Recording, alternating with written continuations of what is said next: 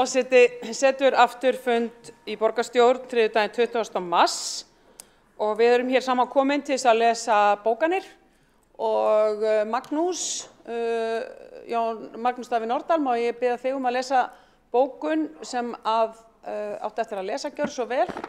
Kannski rétt að taka fram að þessi tæknilegu mistök skrifast nú bara á mig að hafa sendt þetta og seint og biðst ég velvirðingar á því. En bókunin þá við, það er fundargerð borgarráðs frá 9. mars og 3. liður sem var rætt og það þá bókun okkar Pírata og mér skilst að hann Birkir úr Samfylkingu ætla að vera með okkur í þeirri bókun, ekki satt?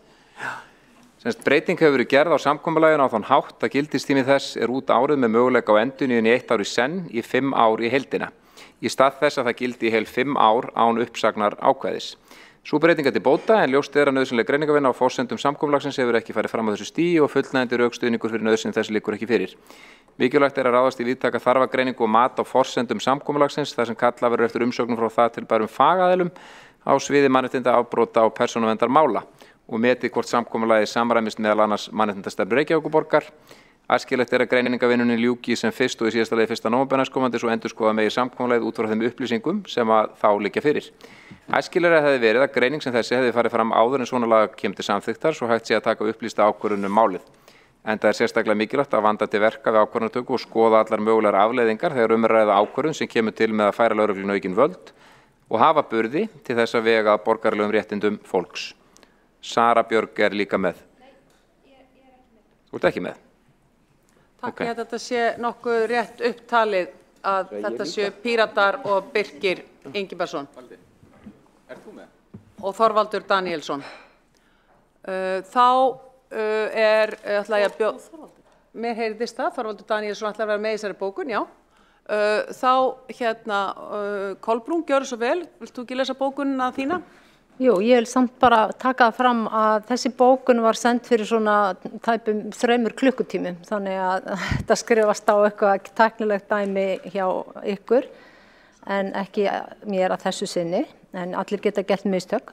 En þetta við 3. lið, ég sendi þetta mitt strax bara í kjölfarið og hún hljóðar svona, auðvitað að útrýma heimilisleys og fátækt, útrýming fátæktar, laga hana, kjarninn í stefnu flokksfólksins og hefur flokkurinn barist gegn fátækt bæði í borgarstjórn og Alþingi. Til að útrýma fátækt þarf þessi meirihluti að endurraða verkefnum í þágu fólksins í stað glæsibygging og torga. Hér vísað í Grófarhús og vantar þarna í og Lækjartorg sem hefja á hönnun og framkvæmdir á þessu ári með tilheyrandi 10 milljóna kostnaði. Á meðan stækkar sá hópur sem á hvergi heima sem býr við fátækt og sem býður eftir nauðsynlegri þjónustu, lögbundinu og annarri þjónustu. Í mars 2022 spurði fulltrúi flokksfólksins fjölda heimilislausra í kjölfar þess að COVID var þá á undanhaldi. Fyrir liggja upplýsingar að árið 2021 voru 301 heimilislaus í Reykjavík, þar af 54% í húsnæði. Og svo kemur svíi, getur verið sjúkrahúsfangelsi, áfangaheimili.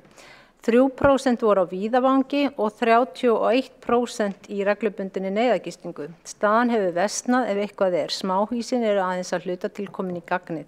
Heimilisleysi þeirra sem eru með flóknar þjónustuþarfir urðu hvað mest áberandi þegar fólk sem leitaði skjóls í gistiskýlum borgarna vísað út ákveðin tíma dags þegar kuldinn beit hvað mest í vetur.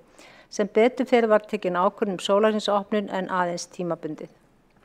Takk fyrir og þá held ég okkur sé ekkert að vanbúnaði. Og gjörðu svo vel, Friðjón. Má ég bara spyrja örsnöggra spurningar? Gjörðu svo vel. Af hverju vantar einn borgarfulltrúa Samfylkingarinnar í salinn en við kölluðum á okkar fólk tilbaka? Það bara mjög góð spurning. Það náðist ekki í hann. Já. Takk fyrir. Má þetta kannski bara upplýsa það að hann hefur verið skráður? Já, en það kannski rétt að upplýsa það að hann verður skráður, þessi borgarfulltrúi verður skráður út af fundinu. Þannig að svona gerist þetta. En takk fyrir þetta og takk fyrir þolinmæðina.